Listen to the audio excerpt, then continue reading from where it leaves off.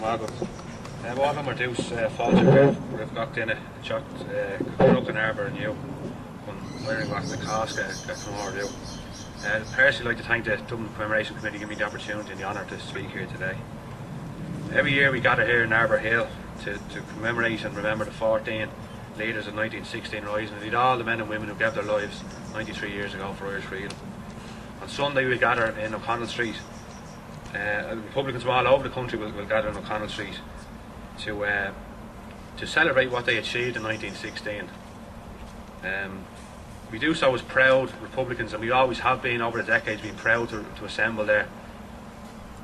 Also on Sunday another group will gather, and myself, Larry and Angus would have all received invitations to the state commemoration. Unfortunately, the same cannot be said about those being proud Republicans. Fianna Fáil the last couple of years has realised that 2016 is fast approaching, so suddenly they become a Republican Party again. They're also trying to claim to be a socialist party now again.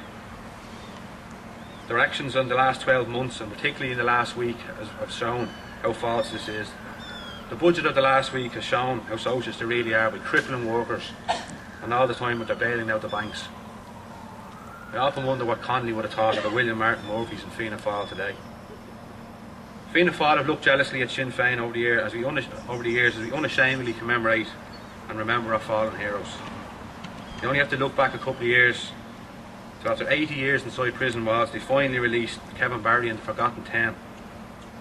This event happened to coincide with a Fianna Fáil Ardèche that year.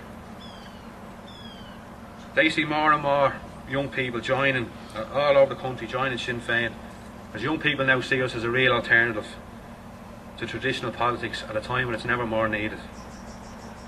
When other parties here look at Sinn Féin, they don't look at a party capable of winning seats.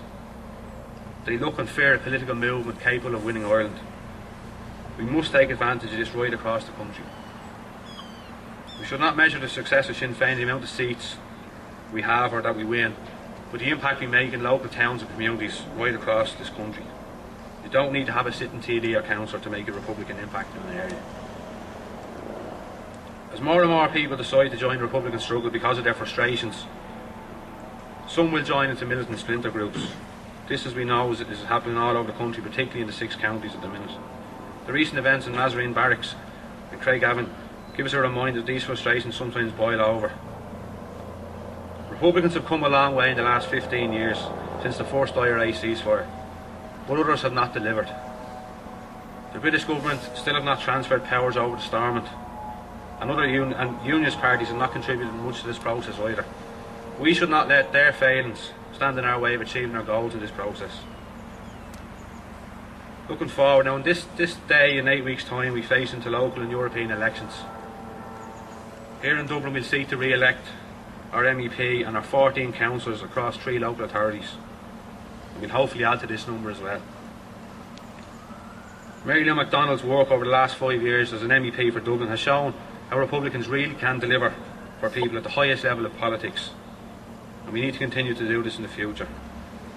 On Dublin City Council, our 10 councillors have played a huge role in the development of this capital city, and again we hopefully will continue to do this with more. I would encourage everyone here, and those who cannot be here, to get involved with your local campaign, your local candidates' campaign, so we can elect as many Republicans to county and city councils, and of course to the European Parliament. When we do this, we can really start honouring the men and women of 1916.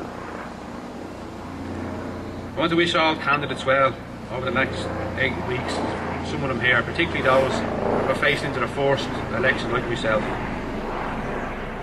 Just before I finish up, I just want to mention one man here. He's a member of my own Cumming, Carl Ash Cumming in Cabra. He's been a stalwart over the last few years working for us. He's been sick for the last while, but it's great to see Séamas Burke back here. He's a local man here, so it's great to see Séamas back here as well. Just again, just best of luck now to everyone who's facing into elections, and hopefully we'll come back in 8 weeks' time with more elected reps. Good morning.